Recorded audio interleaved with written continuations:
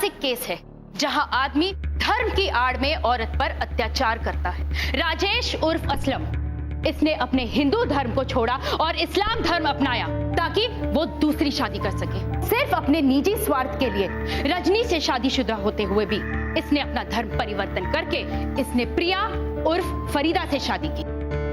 This is a case of bigamy and cheating, मतलब दो औरतों के साथ शादी। योर ऑनर, मैं चाहूंगी कि प्रिया को कटघरे में बुलाया जाए। इजाजत है।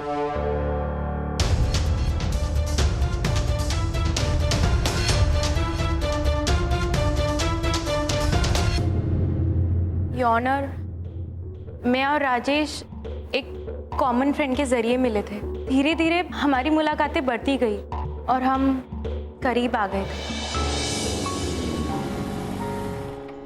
I'm sorry अजाना। अरे सुनो, क्या हुआ? टाइम देखा है? कितने बजे कहा था आने के लिए और अब क्या टाइम हो रहा है? यार मैं तो जल्दी निकला था, अब बॉस ने अटका दिया, मैं क्या करूं? तुम और तुम्हारा बॉस, तुम्हारे पास रोज ना कोई नए बहाने होते हैं। मुझे तुमसे बात नहीं करनी। अच्छा ठीक है, नाराज हो जाओ, बात मत करो, लेकिन मेरा गुस्सा अपने पैरों पे मत निकालो। बाइक पे बैठ जाओ, कितना इंतजार करिए तुम्हारा। राजेश तुम ना, पता है मुझे ये बात बहुत पसंद है, तुम मुझसे नाराज नहीं रहती ज्यादा।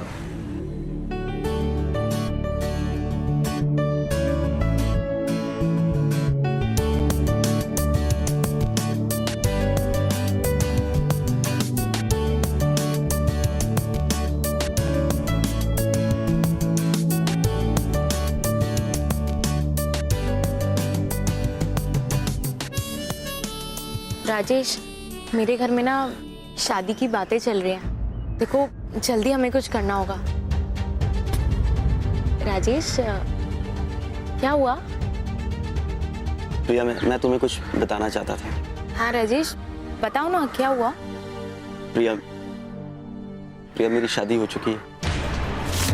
क्या? राजेश, तुम मजाक कर रहे हो ना? नहीं प्रिया,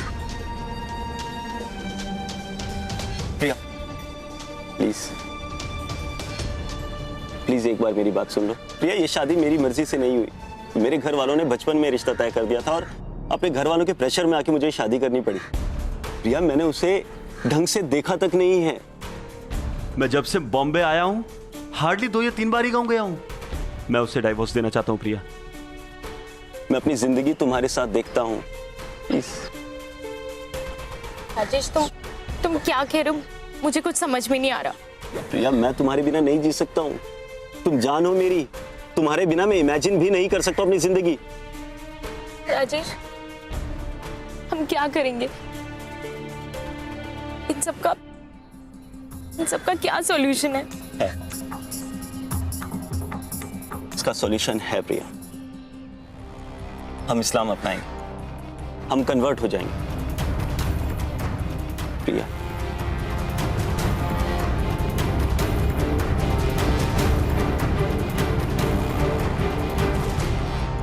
धर्म बदल लेंगे? नहीं राजेश, मुझे ये सब कुछ ठीक नहीं लगता।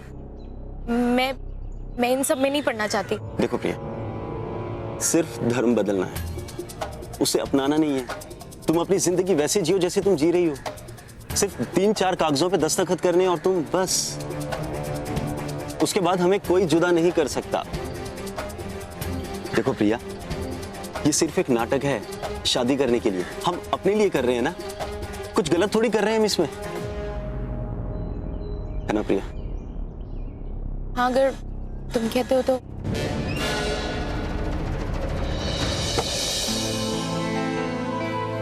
राजेश, ये हम कहाँ हैं? पता है, हम एक बहुत स्पेशल जगह है। मगर कहाँ? देखना चाहोगी? हाँ। तो ये है हमारा घर। हमारा घर? कैसा लगा? It's beautiful Rajesh. ब्यूटीफुल, बिल्कुल तुम्हारी तरह। एंड अब हमारी फरीदा जी जो हैं वो है यहाँ की मालकिन और हम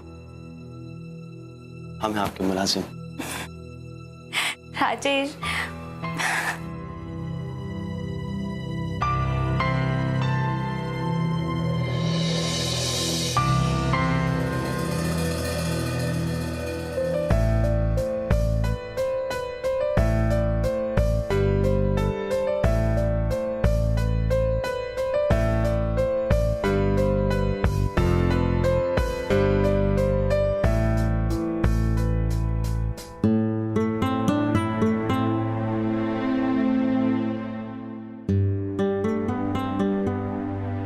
जिंदगी बहुत हसीन चल रही थी, लेकिन मैं हर बार राजेश से उसकी पहली पत्नी से कानूनी तरीके से अलग होने की मांग किया करती थी, क्योंकि जब तक वो उससे अलग नहीं होता तब तक हमारा रिश्ता एक ऐसा रिश्ता था जिसका कोई नाम नहीं था।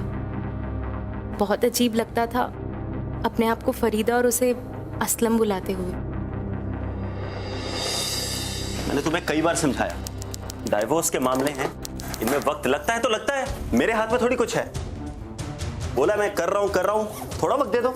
तुम्हें और कितना वक्त चाहिए राजेश? जब भी तुमसे इस बारे में कुछ भी बात करो ना, तुम हमेशा बात को टाल देते हो। तुम्हारे पास हमेशा कोई ना कोई नया बहाना होता है। मेरे पास बहाना होता है तो ये बहाना नहीं है तो और क्या है राजेश? कभी कभी तो मुझे ऐसा लगता है जैसे तुम इसे डिवोर्स देना ही नहीं चाहते। तुम ऐसा सोच भी कैसे सकती हो? अच्छा, तुम कर जरूर सकते हो, लेकिन मैं सोच भी नहीं सकती। तुमसे तो ना बात करना बिल्कुल बेकार है। हाँ, अब तो मुझसे बात करना भी बेकार हो गया ना। राजेश शर्म करो, कम से कम अपने बेटे पंकज के बारे में तो सोचो। उसके फ्यूचर का क्या? उसी के फ्यूचर के बारे में सोच रहा हूँ, इसलिए इतनी आराम से काम कर रहा हूँ। तुम्हारे चक्करों में आऊंगा ना तो अपनी प्रॉपर्टी में से बेदखल हो जाऊंगा, फिर क्या होगा उसके फ्यूचर का? तुम्हारे पास अब एक और नया बहाना है, पंकज का बहाना। वाह, हमेशा जब भी तुमसे बात करो ना, तुम्हारे पास कोई नया बहाना रेडी रहता है, तैयार रहता है। ठीक है, तुम्हें जो समझना है समझो, मैं कुछ नहीं कर सकता क्योंकि तुम समझना नहीं चाहती हो। तुम जो करना है करो। राजेश, मुझे शक होने लगा था कि शायद राजेश की पहली बीवी इसी शहर में रहती है और ये टूर के बहाने उनके साथ रहने चले जाते हैं। मुझे यकीन हो गया था कि राजेश मुझसे झूठ बोल रहा है, इसीलिए मैंने तहकीकात शुरू और राजेश पर कड़ी नजर रखी। ये जहां भी जाते थे मैं उन पर नजर रखती थी। एक बार मैंने इनका टेलीफोन बिल चेक किया और मुझे एक ऐसा नंबर मिला जिस पर ये बार बार कॉल करते थे, और जाहिर सी बात है कि वो नंबर रजनी का था। और ऐसे मैं रजनी तक पहुंची। मेरा दिल तब टूट गया जब मुझे पता चला कि मुझसे शादी करने के बाद भी इन्होंने रजनी के साथ दूसरा बच्चा पैदा कर लिया। तो अब तुम्हारा क्या इरादा है? क्या अब भी तुम राजेश उर्फ असलम के साथ रहना चाहोगी? Objection sir, your honour, objection. Shalini ji, जब इस केस को इस सवाल से कोई लेना देना ताल्लुकात ही नहीं है तो शालिनी जी ऐसे सवाल क्यों पूछ रही है कोर्ट? ताल्लुक है जगेश जी, ताल्लुक है। इस केस से साफ साबित हो जाता है कि एक औरत इतनी मजबूर हो जाती है कि वो अपने पति की घिनौनी हरकत पे चादर डाल के भी उसके साथ अपनी जिंदगी बिताना चाहती है। योर ऑनर, मैं रजनी की वकील जरूर हूँ, लेकिन मैं इस केस के साथ एक पिटीशन फाइल करना चाहती हूँ। मैं चाहती हूँ कि एक कानून ऐसा बने जिसमें ये मर्द बेखौफ अपना धर्म अपने फायदे के लिए ना बदल सके। योर ऑनर, जब ऐसा कानून बनेगा तो प्रिया और रजनी जैसी औरतों को अधिकार और हक मिलेगा, और जब तक ऐसा कानून नहीं बनेगा इस देश में प्रिया और रजनी जैसे केसेस बनते ही रहेंगे। आप ये पिटीशन फाइल कर सकती हैं और केस से जुड़े हुए सारे तथ्यों को इसमें शामिल करके कोई नया कानून या कानून में संशोधन किया जाए तो ये बात बहुत ही अच्छी होगी। योर ऑनर, प्लीज पहले आप ये बताइए कि क्या आप राजेश और फरीदा दोनों के वकील हैं? अब जब दोनों ने कानूनी तरीके से अगर शादी की है तो मुझे दोनों को मुवक्किल बनाना होगा। और योर ऑनर, वैसे भी ये राजेश उर्फ असलम, इन्होंने धर्म परिवर्तन करके कोई गुनाह नहीं किया है, बिल्कुल नहीं किया है। और इन्होंने ना ही इसलिए धर्म परिवर्तन किया है क्योंकि इनको दूसरी शादी करनी थी। वैसे ये जो राजेश साहब हैं, असलम भाई, वो अपनी जिंदगी से बहुत नाखुश थे क्योंकि उनकी पहली बेगम रजनी जी उनके साथ रोज लड़ती थी, रोज झगड़ती थी, और इससे तंग आकर ये अपनी जिंदगी का नया मकसद ढूंढने की कोशिश कर रहे थे। और एक दिन इनकी मुलाकात फरीदा जी से हुई और दोनों ने आपस में शादी कर दी। कानूनी तरीके से इसमें गलत क्या है? और वैसे भी इस्लाम तो दूसरी शादी की इजाजत देता ही देता है। तो फिर इन पर यह मुकदमा क्यों चलाया जा रहा है? इसलिए क्योंकि इन्होंने कानून के दायरे में रहकर यह शादी की, इसलिए क्योंकि ये अपनी मर्जी से जीवन जीना चाहते हैं। और वैसे भी ये कहीं पर नहीं लिखा कि अगर इनको दूसरी शादी करनी है तो उनको अपनी पहली बीवी से मंजूरी लेनी होगी, नहीं लिखा। और इसमें फरीदा खातून, इनकी क्या गलती है? अगर ये दोनों एक दूसरे की जरूरत को पूरा कर सकते हैं तो एक बार क्या 2 बार शादी कर सकते हैं। ऑनर, इस आदमी का ना तो कोई हिंदू मजहब से लेना देना है और ना ही इस्लाम से। ये सिर्फ और सिर्फ अपनी गैर कानूनी हरकतों को कानूनी ठहराने के लिए इस्लाम मजहब का सहारा ले रहा है, और मैं बहुत जल्द इस बात को साबित कर दूंगी। दोनों पक्षों की दलील सुनने के बाद ये कोर्ट इस केस की सुनवाई की अगली तारीख 10 दिन के बाद तय करता है और तब तक मिस्टर राजेश उर्फ असलम को पुलिस हिरासत में रखने का हुक्म देता है। योर ऑनर, ये शातिर अपराधी नहीं है। मैं आपको गुजारिश करूंगा कि इनको बेल पे छोड़ा जाए। लेकिन मिस्टर राजेश दोनों पक्षों को प्रभावित कर सकते हैं, इसलिए ये बेल अभी नहीं दी जा सकती। The court is adjourned.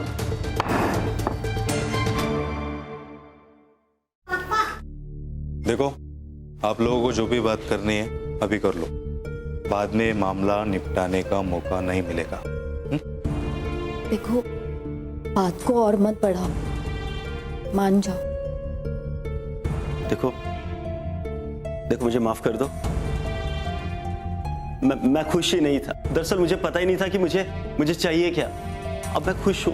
मैं तुम्हें कहीं जाने के लिए नहीं कह रहा हूं कि मैं ये चाहता हूं कि तुम ये केस वापस ले लो। मैं वादा करता हूं तुमसे, मैं सब कुछ ठीक कर दूंगा। हाँ बेटी, हमने इन्हें माफ कर दिया, अब तुम भी इन्हें माफ कर दो। देखो, घर की बात का बाहर तमाशा बनाने से क्या फायदा। मैं तो कहता हूं कि तुम अपना केस वापस ले लो। और वैसे भी पति की गलती को माफ कर देना पत्नी का धर्म होता है। अब तुम अपने इन दोनों बच्चों के बारे में सोचो। ये सब लोग कह रहे हैं, आप मान जाइए ना। मेरी राय मानिए, आप माफ कर दीजिए इनको। इसमें आप ही का फायदा है। फायदा? कैसा फायदा वकील साहब? मेरा पति मुझे छोड़ के एक दूसरी औरत से शादी कर लेता है, इस बात का फायदा? मेरी 2 बेटियों का भविष्य अंधेरे में, इस बात का फायदा? अब हम क्या करेंगे? मेरी बेटियों को कौन संभालेगा? किस फायदे की बात कर रहे हैं आप वकील साहब? किस फायदे की बात कर रहे हैं आप? मेरी बात समझने की कोशिश कीजिए। आपको पैसे दे रहे हैं ना, वो हर महीने दे रहे हैं ना। अगर आप माफीनामे पे सिग्नेचर करती हैं आपके, तो मैं इनसे कहूंगा आप कि ज्यादा पैसा दे आपको। क्या हुआ? कहाँ तक बात बढ़ा? आओ, थामा ना, 2 मिनट है ना। देखिए, आप समझने की कोशिश कीजिए। एक बार अगर इनको सजा हो भी जाती है ना, तो फिर वो हमेशा के लिए आपको छोड़कर चले जाएंगे। क्या करेंगे फिर आप? क्यों नहीं समझने की कोशिश करिए? समझाइए, आप ही समझाइए ना। अभी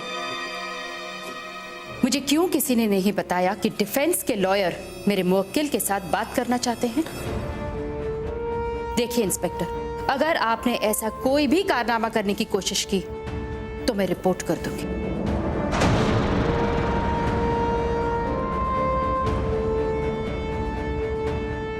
रजनी, इन लोगों ने तुम्हें डराने या धमकाने की कोशिश तो नहीं की? कोशिश करके भी क्या करेंगे मैडम? अब मेरी हिम्मत नहीं टूटने वाली। आप केस की तैयारी करिए और जी जान से इस केस को लड़िए, क्योंकि इसे इसके किए की सजा मिलनी चाहिए।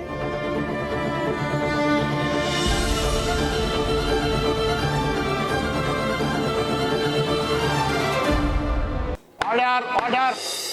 योर ऑनर, इस पिटीशन के तहत मैं एक और केस को इसमें शामिल करने की इजाजत चाहती हूँ। इजाजत है। ये केस बिल्कुल रजनी की केस की तरह ही है। इस केस में भी धर्म परिवर्तन की आड़ में एक औरत के साथ में अत्याचार हुआ है, नाइंसाफी हुई है। कटघरे में खड़ा हुआ ये आदमी विनय उर्फ जाकिर, शादीशुदा होते हुए भी इसने एक दूसरी औरत आरती उर्फ फिरोजा से शादी की और अपनी पहली औरत को धमकाया। जज साहब, मैं आपसे इजाजत चाहती हूं कि सुलोचना को कटघरे में बुलाया जाए। Permission granted.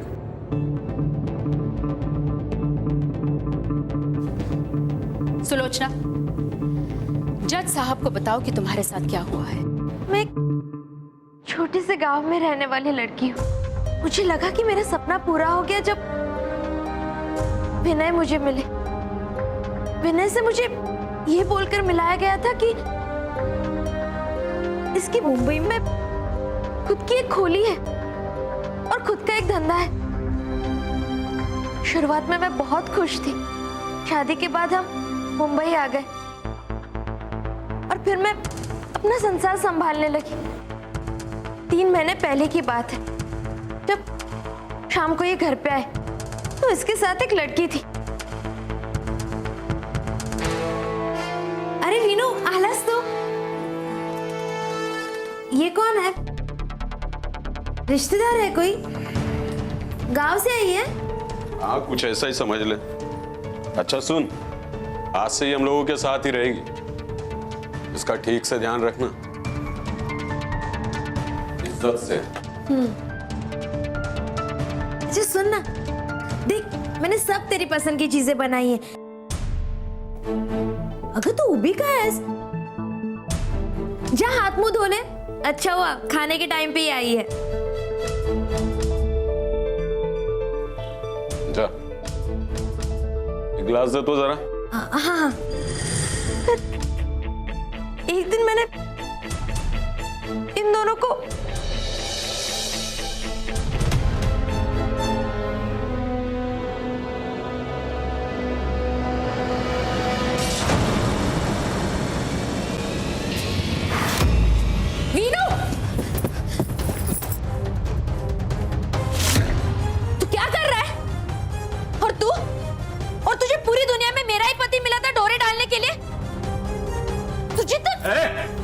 शांत बैठ। क्या नाटक लगा कर रखा है तूने? हाँ? इधर अब ऐसे ही चलेगा। तेरे को साथ में रहना है तो उसके साथ एडजस्टमेंट करना पड़ेगा। चल ये तू क्या बोल रहा है और क्यों? अरे मैंने क्या कुछ नहीं किया तेरे लिए, कभी कुछ नहीं बोला। झाड़ू पोछा किया, भांडी घास ली। मैं मांस मटन नहीं खाती, फिर भी तेरे लिए बनाना सीखी। तेरे दारू को भी कभी मना नहीं किया और तू ये सब कर रहा है। इसीलिए तो अब तू ना बकरी हो गई है, बकरी। मुझे शेरनी पसंद है। पर मुझे पता चला कि आरती और विनय एक दूसरे के साथ अपना धर्म बदलकर शादी करना चाहता है। मुझे कुछ समझ में नहीं आ रहा था मैं और क्या कर सकती थी।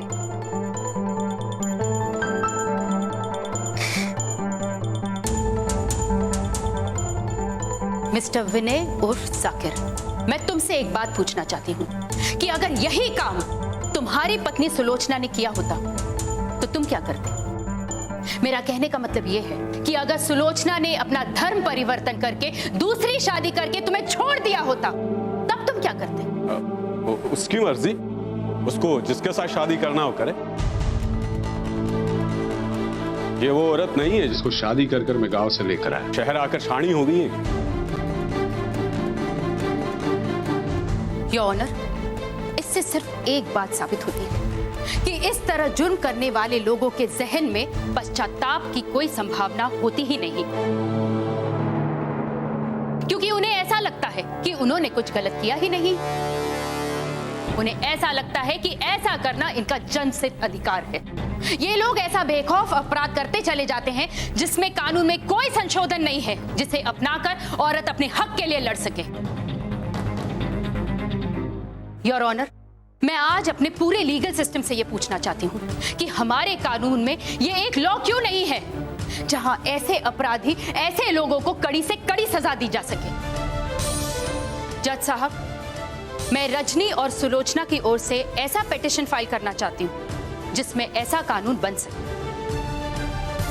योर ऑनर, पहले तो मैं शालिनी जी की पिटीशन में 2 केसेस को एक साथ जोड़कर देखने के सख्त खिलाफ हूँ, क्योंकि कोई भी कानून ये नहीं कहता कि अगर किसी आदमी को अपना धर्म बदलना है तो अपनी बीवी से इजाजत ले या फिर कानूनी तौर पर उसको इत्तला करे। भाई मेरे मुवक्किल ने भी वही किया, कानूनी तौर पर अपना धर्म परिवर्तन किया जिसके तहत उनको ये आजादी है कि वो दूसरी शादी कर सकें। ये पूरा का पूरा केस एक गलत नजरिए से देखा और समझा जा रहा है योर ऑनर। योर ऑनर, अगर पुलिस ने विनय पर 2 विवाह यानी कि 2 शादी का इल्जाम लगाया है तो ये पूरा का पूरा मामला ही गलत है, क्योंकि मैं पहले कह चुकी हूँ कि विनय के नए धर्म के तहत उनको ये आजादी है कि वो एक से ज्यादा शादी कर सकें। इन्होंने अपनी मर्जी, अपनी स्वेच्छा से इस्लाम कबूल किया है और उसे बखूबी फॉलो भी कर रहे हैं।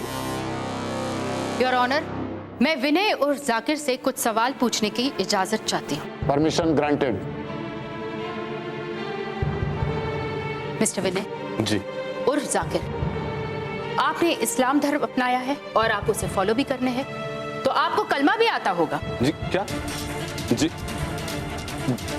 जी वो जी क्या? योर ऑनर, इस्लाम धर्म में बच्चा बच्चा भी पहला कलमा जानता है। माफ कीजिएगा योर ऑनर, मेरा किसी भी धर्म को ठेस पहुंचाने का कोई इरादा नहीं है, लेकिन मैं सिर्फ और सिर्फ यही साबित करना चाहती हूँ, धर्म की आड़ में इसने दो औरतों के साथ अय्याशी की।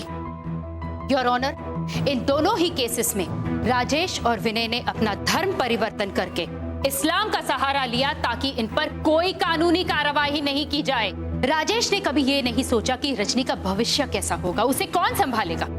और विनय, इसने तो सीधा सीधा सुलोचना को धमकी देकर तलाक मांग लिया। गलत ख्याल है शालिनी जी, गलत ख्याल है आपको। योर ऑनर, मेरे मुवक्किल असलम ने रजनी जी की हर जरूरत को हमेशा पूरा किया है और मैं कोर्ट को आज ये भी बताना चाहूंगा कि आज भी असलम रजनी जी को तलाक देना नहीं चाहता या उनको नहीं छोड़ना चाहता। और जज साहब, भविष्य में भी अगर रजनी जी को कोई भी जरूरत कभी भी होगी तो वो उनकी जरूरतों को पूरा करेंगे। योर ऑनर, मेरे मुवक्किल का भी पिछले केस से कोई ताल्लुक नहीं है। इन दोनों केसेस को एक साथ जोड़कर देखा ही नहीं जा सकता क्योंकि दोनों के सारे पहलू अलग अलग हैं। योर ऑनर, इन दोनों केसेस के पहलू अलग अलग नहीं है। अगर देखा जाए तो दोनों केसेस में सिर्फ और सिर्फ औरतों को पीड़ा पहुंची है और मर्द साफ साफ निकल गए हैं। अगर ऐसा ही चलता रहा तो ऐसे अपराधियों को, ऐसे आदमियों को लगेगा कि वो कुछ भी कर सकते हैं क्योंकि कानून में ऐसी कोई क्षमता नहीं है कि उन्हें रोका जा सके। योर ऑनर, अभी जैसे शालिनी जी ने पिटीशन फाइल कर दी है, वैसे कल को कोई भी उठकर किसी भी हमारे जो हक हैं, हमारे जो अधिकार है, उनके खिलाफ पिटीशन फाइल कर देगा। ये तो सरासर नाइंसाफी है। कोई जानबूझकर अपने स्वार्थ के लिए दो केसेस को आपस में जोड़कर दो इंसानों के अधिकारों को छीनना चाहता है। योर ऑनर, अगर इनकी ये पिटीशन दाखिल होती है तो कल को तो देश में कोई भी आजादी से अपने धर्म के साथ जी नहीं पाएगा। I am sorry your honour, लेकिन कोर्ट का काम होता है एक इंसान को आजादी से जीने की इजाजत देना, ना कि उसको छीनना। और मैं पूरी उम्मीद रखती हूँ कि इस बार भी ऐसा ही होगा और इनकी पिटीशन को खारिज किया जाएगा। Thank you your honour.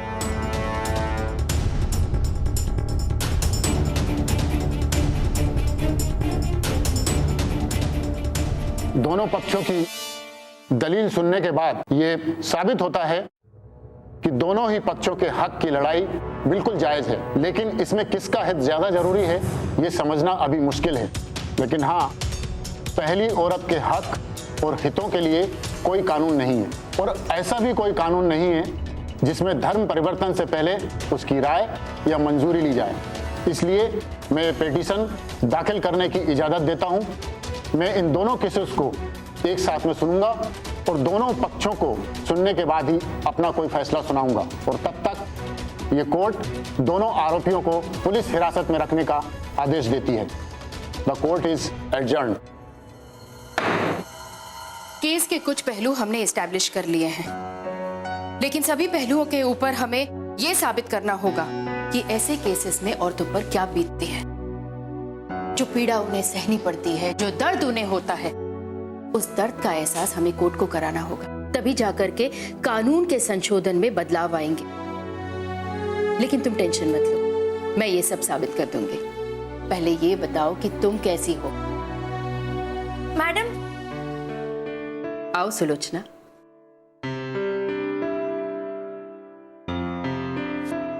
Madam, मैं आपको ये कहने को आई है कि मेरा वीनू कह रहा है कि उसको मेरे पास वापस आने का है।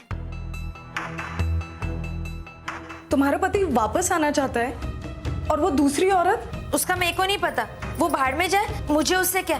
मैडम, मैं बस आपको ये बोलने को आई है कि आप मेरा केस ना वापस ले लो। ये कोर्ट वोर्ट के लफड़े में ना मेरे को नहीं पड़ना है। मेरी वीनू ने कहा कि वो उस लड़की को छोड़ देगा, गंदा खाना और दारू भी छोड़ देगा, ऐसा कसम खाया है वो। मैडम, आप बस मेरा केस ना वापस ले लो। सुलोचना, क्या तुम्हें समझ में नहीं आया कि वो नाटक कर रहा है ताकि तुम ये केस वापस ले लो? नहीं, मेरा वीनू ऐसा नहीं है, मैं जानती है उसको। वो दिल का बड़ा भोला है, बस थोड़े टाइम के लिए भटक गया था पर अब वापस आ गया। मैडम, आप मेरा केस वापस ले लो। सुलोचना, तुम जानती हो कि अगर तुम ये केस वापस ले लोगी तो रजनी का केस कमजोर पड़ जाएगा। हाँ तो पढ़ने दो, मुझे उससे क्या, मेरा घर तो बस रहा है ना, तो मैं अपना घर कैसे टूटने दूं? इसका तो वैसे भी घर पहले से ही टूटा हुआ है। चलती हूँ मैडम।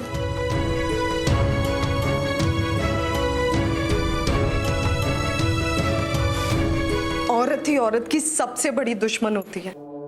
100% की बात तुमने कही है रजनी। अब ये केस हम ही जीतेंगे।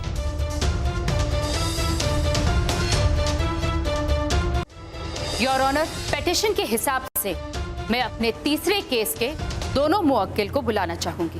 इजाजत है।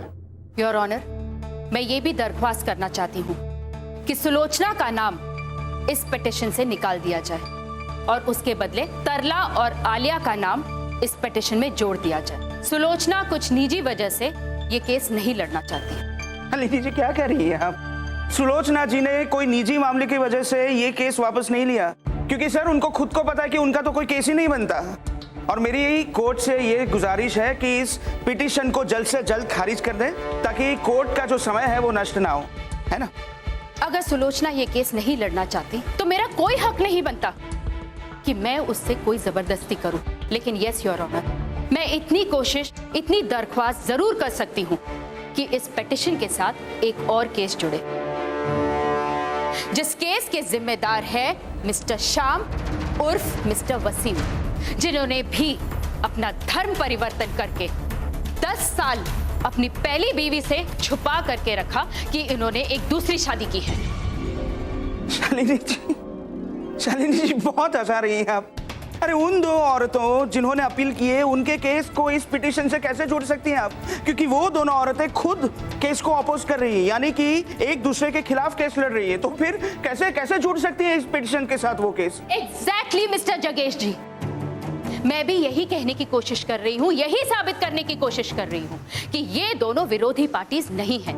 इन दोनों औरतों के साथ नाइंसाफी हुई है, दोनों ने दुख सहा है। योर ऑनर, मैं चाहूंगी कि आलिया जी को यहाँ पर बुलाया जाए।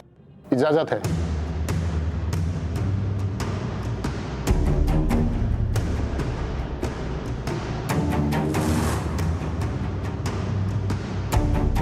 आलिया जी, मैं आपकी पूरी दास्तान सुनना चाहूंगी, लेकिन उसके पहले मैं ये चाहती हूँ कि आप हम सबको ये बताएं कि आपको उस दिन क्या महसूस हुआ था जब आपके पति ने आपसे कहा कि वो आपको छोड़कर हिंदू धर्म वापस से अपनाना चाहते हैं। बोलिए आलिया जी, डरिए मत, दिल खोल कर बोलिए। आपके बोलने से मजलूम औरतों को मदद मिलेगी और कोर्ट में यह साबित हो जाएगा कि ऐसी औरतों को बचाने के लिए एक कानून बनना बहुत जरूरी है।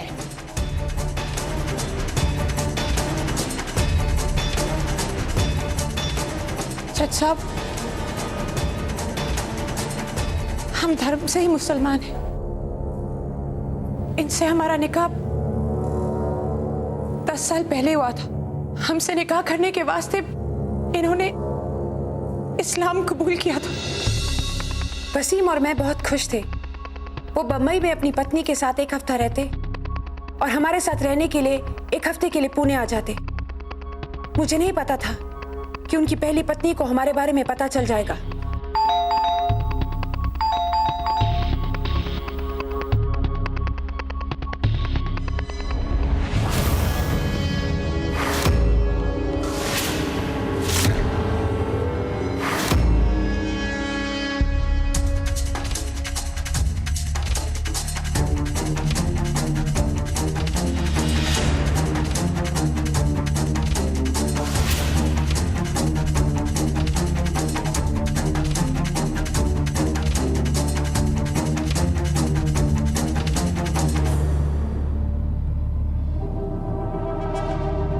बहुत अच्छा सजाया है तुमने, लेकिन मेरा घर तोड़ के। देखिए, क्या क्या कह रही हैं? जो कुछ भी हुआ वो हम दोनों की रजामंदी से हुआ। अच्छा, तो तुम जानती थी कि श्याम शादीशुदा है, वो 2 बच्चों का बाप है, फिर भी तुमने उसे शादी की? देखिए, मैं एक मुसलमान हूं और मुझसे निकाह करने के वास्ते उन्होंने इस्लाम को कबूल किया था और इस्लाम में 1 से ज्यादा निकाह करना जायज है। अब मैं तुम दोनों को दिखाती हूं कि मुझे धोखा देने का नतीजा क्या होता है। देखिए बाजी, बात सुनिए मेरी।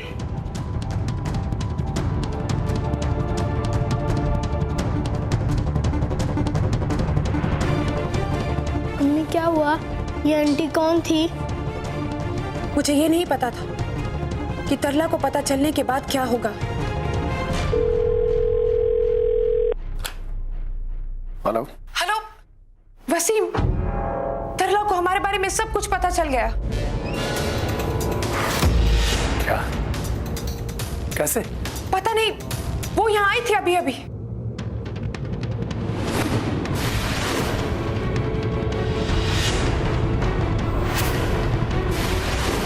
देखो, तुम किसी से कुछ मत कहो, मैं देखता हूँ, तुम्हें फोन करता हूँ।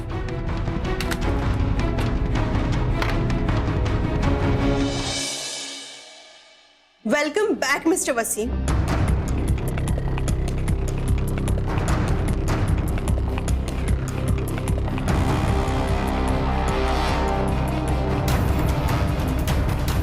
यही नाम इस्तेमाल करते हो ना तुम अपनी अय्याशियों के लिए? ला, तुम क्या कह रहे हो? तुम्हें तो 10 साल तुम मुझे बेवकूफ बनाते रहे, अपने बिजनेस ट्रिप के नाम पे अय्याशियां करते रहे। तुम्हें अपने बच्चों का भी ख्याल नहीं आया। लेकिन तुम भूल रहे हो कि कंपनी के 80% शेयर्स की मालकिन अभी भी मैं हूं। पैसे के लिए तुम्हें मोहताज कर दूंगी। ऐसा मत कहो, मैं उसे छोड़। मुझे कुछ नहीं सुनना।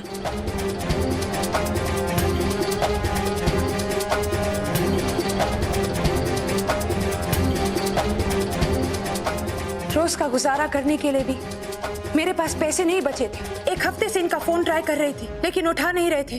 अब कैसे चलेगा?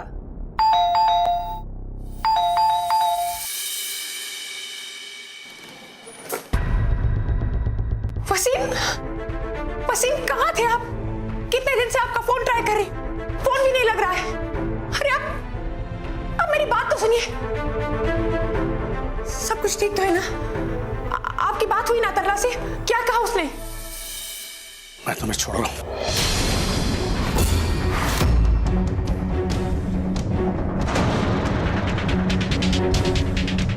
तरला ने साफ साफ कह दिया कि अगर मैं तुम्हारे साथ रिश्ता रखूंगा तो वो मुझे अपने बिजनेस से बेदखल कर देगी। तो आपने उसको क्या बोला वसीम? आप मुझे कैसे छोड़ सकते हैं? मेरा क्या होगा वसीम? अगर मैं तुम्हारे साथ रहूंगा तो कहीं का नहीं रहूंगा। और वैसे भी मैं उसके बाप का बिजनेस चला रहा था। अगर उसने मुझे बिजनेस निकाल दिया तो मैं कहां जाऊंगा? और मेरा क्या होगा? मेरे बारे में सोचा है आपने? मैं कहां जाऊंगी? और ये हमारा बेटा, इसका क्या होगा? ये तुम क्या हमारा कर रही हो?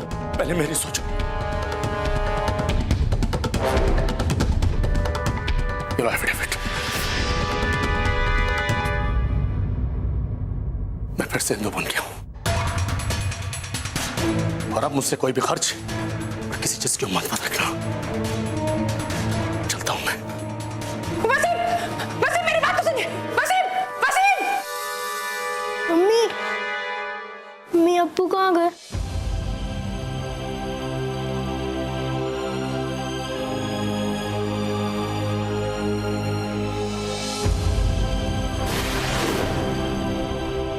मैं मदद के लिए दर दर भागती रही, लेकिन मेरा केस लड़ने के लिए सिर्फ शालिनी जी ही तैयार हुई।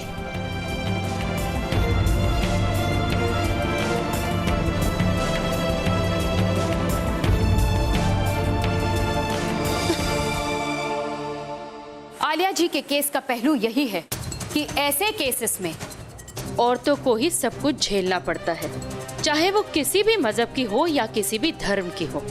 आलिया जी के साथ जो कुछ भी हुआ ये हमने सुना। योर ऑनर, इसमें साबित करने की कोई जरूरत नहीं है कि ऐसे आदमी अपना धर्म परिवर्तन करके धर्म की आड़ में दूसरी शादी कर अपनी औरतों पर अत्याचार करते हैं। जज साहब, मेरे तीनों केसेस में आलिया जी ने हिम्मत दिखाई और अपने बच्चे के लिए लड़ी, लेकिन आज भी रजनी पर दबाव डाला जा रहा है कि वो अपना केस वापस ले ले। सुलोचना को आज भी झूठ बोला जा रहा है कि उसका पति उसके पास लौट आएगा। धर्म की आड़ में ये आदमी इस तरीके का काम करते हैं ताकि इन्हें 2 शादियां करने से कोई ना रोके। योर ऑनर, ऐसे लोगों का कोई धर्म नहीं होता। इनका कोई भी धर्म से कोई लेना देना नहीं। ये लोग सिर्फ अपनी निजी स्वार्थ के लिए, अय्याशी के लिए धर्म की आड़ में भोली भाली औरतों को फंसाते हैं। योर ऑनर, मैं सिर्फ इतना चाहती हूँ कि आप एक ऐसा फैसला सुनाएं ताकि धर्म की आड़ में अधर्म करने वाले लोगों को सख्त से सख्त सजा मिले, ताकि फिर से इस कटघरे में ना तो कोई आलिया, ना रजनी या सुलोचना खड़ी हो।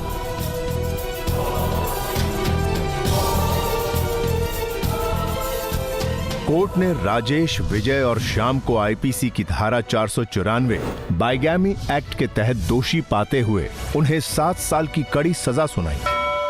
इस घटना के बाद सुप्रीम कोर्ट ने यह आदेश दिया कि अब से कोई भी व्यक्ति किसी भी धर्म के पर्सनल लॉज का फायदा उठाने के लिए धर्म परिवर्तन नहीं कर सकता। कोर्ट ने यह फैसला सुनाया कि किसी भी व्यक्ति को तब तक दूसरी शादी करने की इजाजत नहीं जब तक वो अपनी पहली शादी को कानूनी तरीके से समाप्त ना करे। इस नियम को बिना माने की गई दूसरी शादी को कोर्ट अवैध ठहराती है।